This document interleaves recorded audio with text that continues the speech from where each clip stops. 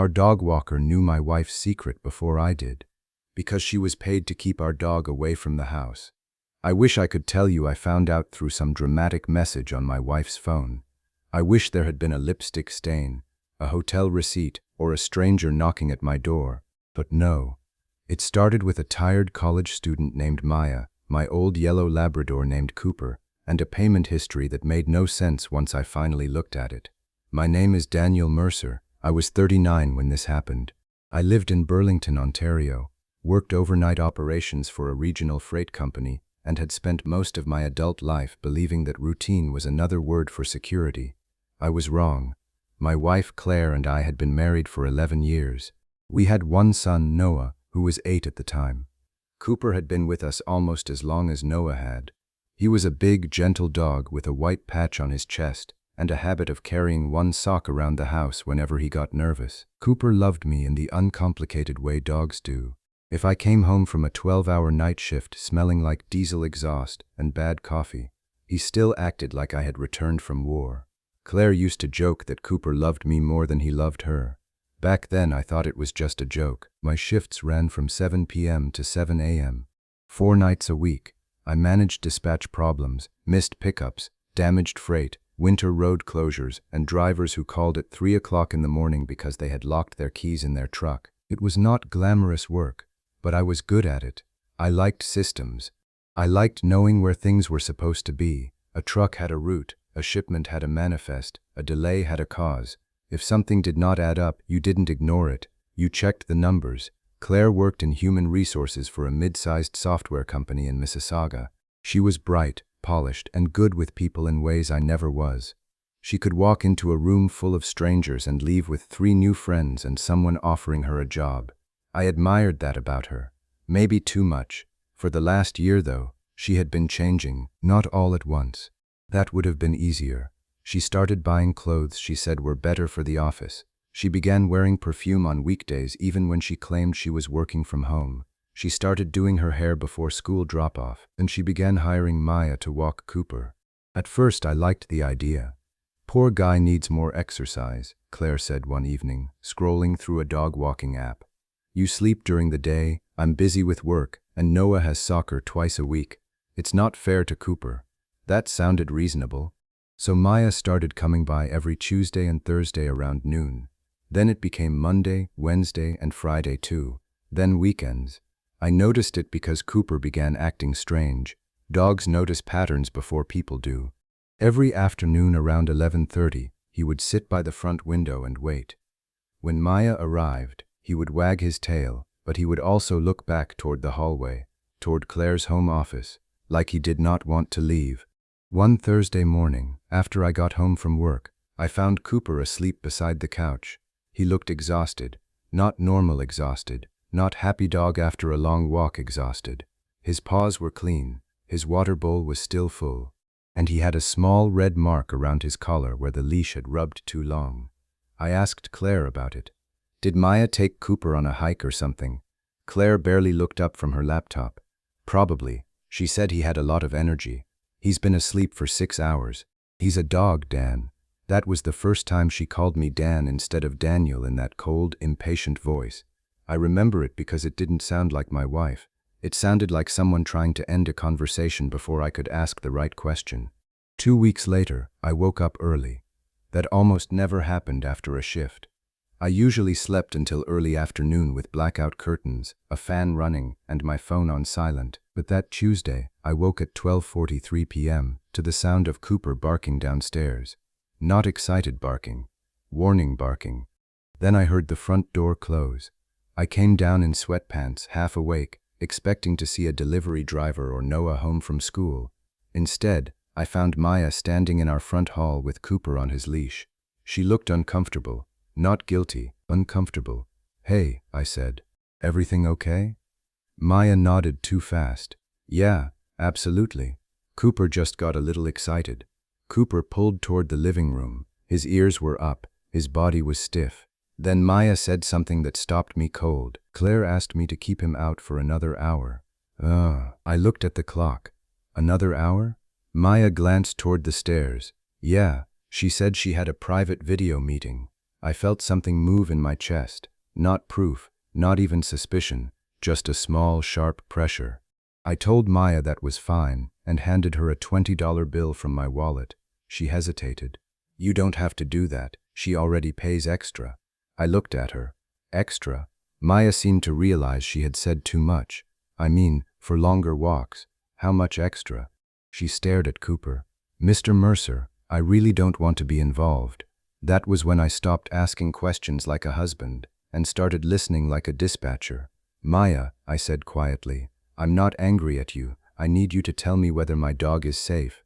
She looked at me for a long moment. Then she said, he's safe, I promise. But your wife doesn't always ask me to walk him. What does she ask? Maya swallowed. She asks me to keep him away. I remember the refrigerator humming behind me. I remember the faint smell of Claire's vanilla candles. I remember Cooper staring at the hallway like there was someone inside our house he didn't trust. Maya reached into her coat pocket and pulled out her phone.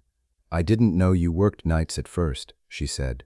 I thought she was alone during the day and needed privacy for calls. But then she started being specific. Specific how? She'd text me your shift schedule. My mouth went dry. She told you my schedule. Maya nodded. She'd say things like, Daniel is working tonight. Can you keep Cooper until 3? Or, he's sleeping after a shift. Take the long route today. I did not ask her to show me. Not then. I was afraid that if I saw the messages, the thing I was beginning to understand would become permanent.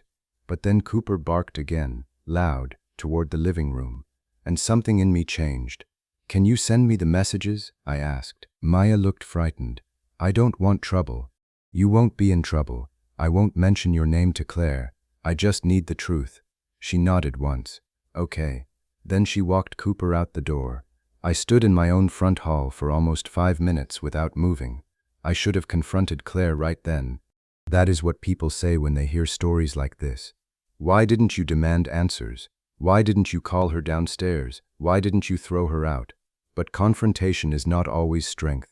Sometimes it is panic dressed up as courage. And I had spent my entire career learning that when something goes wrong at 3 a.m., you do not scream into the radio. You gather information, you find out what is actually happening, then you act. I went upstairs. Claire's office door was closed. I knocked. A few seconds passed before she answered. Yeah? Can I come in? The door opened only halfway. She had changed clothes. That was the first thing I noticed. At 9 that morning, she had been wearing gray yoga pants and one of my old university sweatshirts. Now she wore dark jeans, a cream blouse, and lipstick. Not bright lipstick, just enough that she had clearly put it on for someone. What? She asked. Nothing, I said. Just checking in. Her eyes narrowed. Why? Because I'm your husband. She laughed once, but there was no warmth in it. Daniel, I'm in the middle of work. Behind her, I heard a sound. A chair scraping, then a man's voice, low and muffled. Everything okay? Claire froze. I did not see him, not yet, but I heard him, and I knew. Claire turned back toward the room, then looked at me again. That's just a colleague, she said. I nodded. Of course. She waited for me to react, to push the door open, to raise my voice. Instead, I stepped back. Tell your colleague I said hello. Then I walked downstairs. My hands did not shake until I reached the kitchen. I gripped the counter and stared at the coffee maker. There were 2 mugs in the sink. One was mine, the other was not. It was a black ceramic mug from a restaurant in Toronto. I had never seen it before. It had lipstick on the rim and a faint brown mark from coffee. I did not touch it.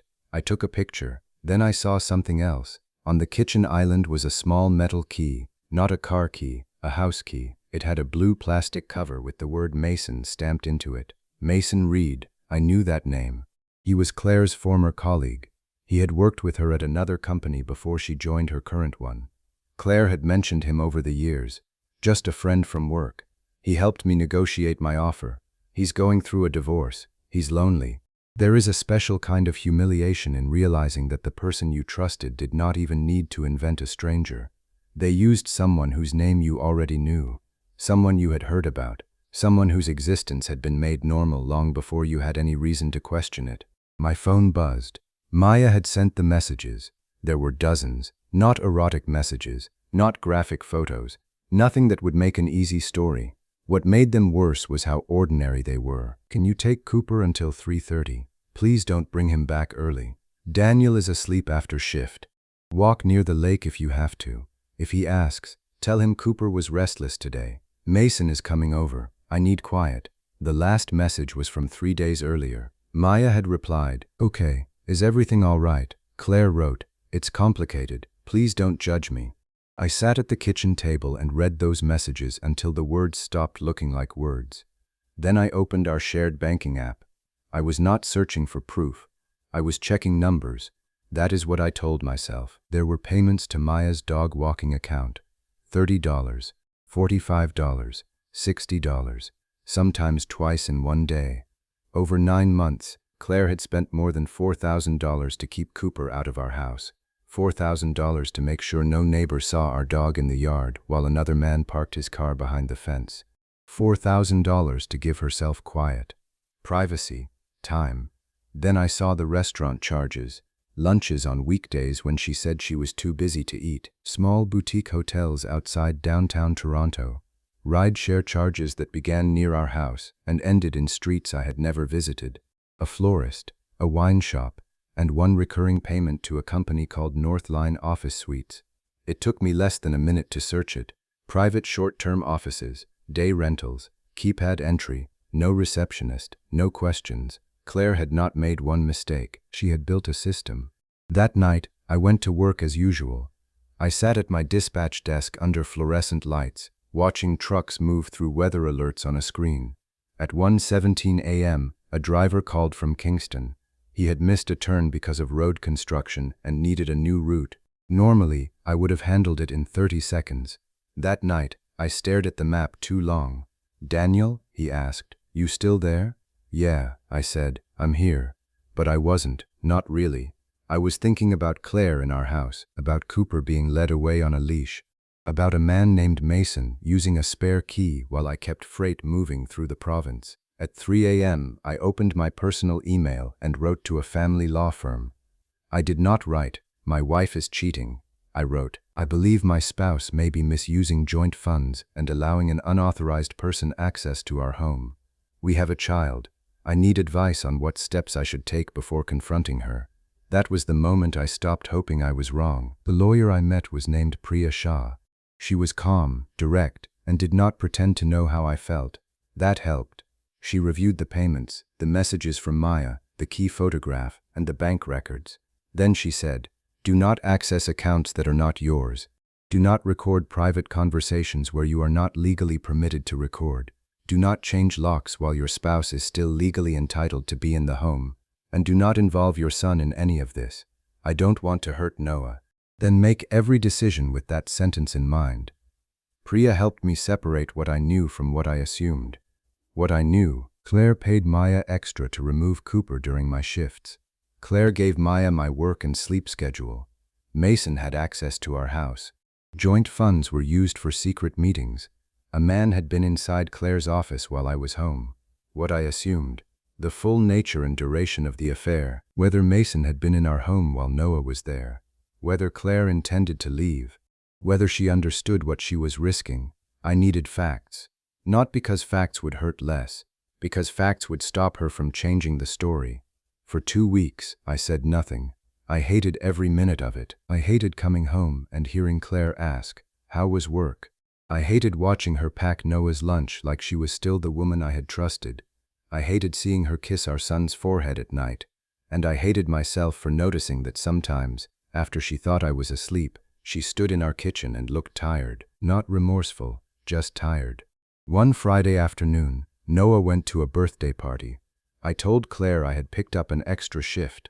I did not. I parked my car 2 blocks away and waited in a small coffee shop with a view of our street. At 12:08, Maya arrived. At 12:11, she left with Cooper. At 12:19, a dark blue sedan pulled up beside our house. Mason stepped out. He was taller than I expected. Gray coat, expensive watch, the kind of man who looked confident because life had taught him consequences were for other people. He did not knock. He used a key. I sat there holding a coffee I never drank. At 2:46, he came out. Claire walked him to the door. She was barefoot. She wore the cream blouse I had seen her in weeks earlier. He touched her face, not in a rushed way, not like two people making a mistake, like two people who had done it many times before. She leaned into his hand, then she kissed him. I looked away. That was the part no one tells you. Even when you know, there is a point when seeing becomes unbearable, not because it is surprising, because it confirms that the person who comes home to you every day has been giving tenderness somewhere else. Maya brought Cooper back at 3:05. Claire met her at the door smiling. She crouched down and rubbed Cooper's ears. "Oh, did you have a good walk, handsome?" Cooper moved past her and pulled toward me. I was standing across the street. He saw me through the window. He began barking. Claire looked out. Our eyes met. For a second she did not understand why I was there. Then she saw the blue sedan turning at the end of the street, and she understood everything. I did not walk in right away. I waited until Maya left. Then I crossed the street. Claire opened the door before I knocked. "Daniel, is Noah still at the party?" Her face changed. "Yes, good." She stepped aside. I walked into the kitchen. The black mug was gone. The counter was clean. The house smelled like the candle she always lit after Mason left. Vanilla and cedar. I had once told her I loved that smell. Now I could barely breathe. "How long?" I asked. Claire crossed her arms. "Before you say anything, please understand. How long?" She looked down. 8 months. I nodded slowly. "Maya says 9. Claire closed her eyes. That was my answer. "Was he here when Noah was home?" "No." "You're sure?" "Yes." "Was he here while I slept upstairs?" Claire didn't answer. I looked at the ceiling, at the floor above us, at the room where I had slept after 12-hour shifts while my wife organized another man's arrival downstairs. "My God," I said. "Daniel, it wasn't like that." "It was exactly like that." She started crying. I did not. Not then. She told me Mason had been her friend before he became something else. She said he understood the pressure she was under. She said I was always working. She said she felt lonely. I listened. Then I asked, "Did you feel lonely when you gave him a key to our house?" She covered her face. "Did you feel lonely when you sent Maya my work schedule?" "Please stop." "Did you feel lonely when you used our money to keep Cooper away so you could be alone with him?" Claire looked at me then, not like a wife, like someone who had finally realized the person across from her could no longer be managed. "I didn't plan for it to go this far," she whispered. "That's not true," I said. "People don't accidentally build calendars. They don't accidentally create alibis. They don't accidentally give another man a key to their family's home. They choose it, again and again." I placed a folder on the table. Inside were printed bank records, screenshots, a copy of Maya's messages, and a letter from Priya's office outlining temporary financial boundaries and the next legal steps. Claire stared at it. "You talked to a lawyer?" "Yes." "You were planning this?" "No," I said. "You were planning," I was responding. I did not throw her out. I did not scream in front of our son. I did not send her messages to her employer or her parents. I told Claire she would stay with her sister for the weekend while Priya and her lawyer worked out a temporary arrangement. She cried harder then, not because she loved me, not only because she was losing our marriage, because the system had stopped working. The dog walker was no longer available as cover. The spare key had been collected. The bank account no longer gave her private access to shared money without documentation, and Mason was no longer a secret she could arrange around. Before Claire left, she asked one question. "What am I supposed to tell Noah?" I looked toward the living room, where Cooper lay with his head on his paws. "We tell him the truth he can carry," I said, "that Mom and Dad are having serious problems, that none of it is his fault, that he is loved." Claire nodded. Then she asked, "And what do I tell Mason?" I looked at her. "That is the first honest problem you've had in months." Mason called me the next morning. I almost did not answer, but I did. "Daniel," he said, "I think there's been a misunderstanding." "No," I said, "there hasn't." He paused. "I care about Claire." "Then you should have cared enough not to enter a married man's home using a key." He exhaled. "Look, I never wanted to hurt anyone." "That's interesting," I said, "because you found a very organized way to do it." He told me Claire had said the marriage was already over. Maybe she had. Maybe that was how she justified it. But then I asked him one question. Are you leaving your wife? Silence. Are you? No, he said finally. There it was. Not a grand villain. Not a romantic destiny. A man who wanted access without responsibility. A woman who had risked her family for a future he never planned to offer. I did not tell Claire about that call immediately. Not because I wanted to punish her. Because I wanted her to make one decision without me giving her another fact to hide behind. 3 days later, she asked if Mason could call Noah. I said no. Noah doesn't know who Mason is, I told her, and he will not become part of this. That was the first boundary I set that felt stronger than anger. The next months were ugly. There were lawyers, schedules, difficult conversations, and nights when Noah asked why Mom was not sleeping at home. There were days when I felt fine at work and then came apart in the cereal aisle because I saw Claire's favorite brand. There were mornings when I woke up convinced I heard her moving downstairs. There were nights when Cooper stood at the front door waiting for her. But there was also Maya. She returned the money Claire had paid her for the final week. I told her to keep it. You didn't do this, I said. She looked relieved. I should have said something sooner. You were a student walking someone's dog. The adults made this mess. Maya kept walking Cooper sometimes after that. Not because I needed an alibi, because I had to keep working, and Cooper still deserved his routine. That mattered to me. The life Claire had broken did not mean I had to break everything else too. 6 months later, I was standing in a park near Lake Ontario while Noah threw a tennis ball for Cooper. It was early fall. The leaves had started turning gold, and the air smelled cold enough to remind you that winter was coming. Noah had grown taller. He was still angry sometimes, sad other times, but he laughed more than he had in the first few months. That day, Cooper ran after the ball, slipped in the grass, and rolled onto his back like an idiot. Noah laughed so hard he nearly dropped the leash. Dad, he said, do you think Cooper knows things are different? I looked at our dog lying in the grass with his tongue out. Yeah, I said, I think he does. Is he sad? Sometimes. Noah thought about that. Me too, I nodded. Me too, buddy. Then he leaned against my side, not for long, just long enough.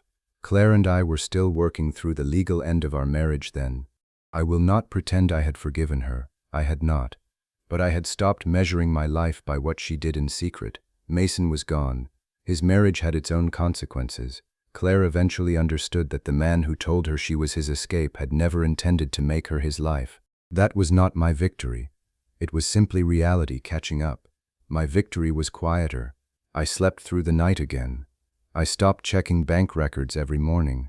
I began taking Cooper for walks myself on my days off, and I learned something I wish I had understood sooner. Love without honesty is not devotion. Routine without respect is not safety. And staying calm does not mean you are weak. Sometimes staying calm is how you stop someone else's lies from deciding who you become. Our dog walker knew my wife's secret before I did. But in the end, Cooper was not the thing she managed to take away from me. Neither was my son. Neither was my home. Neither was my future. She had built a double life around my absence, so I built a real one around what remained. And for the first time in a long time, I was home. Yeah.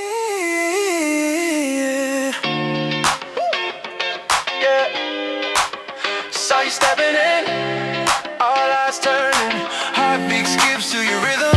Yeah. Daylight sliding through the window, your laughter sets the speakers off. Coffee cooling on the table, we're tangled in playlists and plans. Your energy contagious, pushes worries out the door. This moment light and ordinary turns magic when you say my name. Can't fake this feeling, your spark pulls me up. Wanna run with you, never slow down. Every move is a message, every glance says now. Oh, let's catch the ride while the city's wide awake. Jump into rhythms only we can make. Turn up the track, reminders fade. We're living loud, don't need to escape.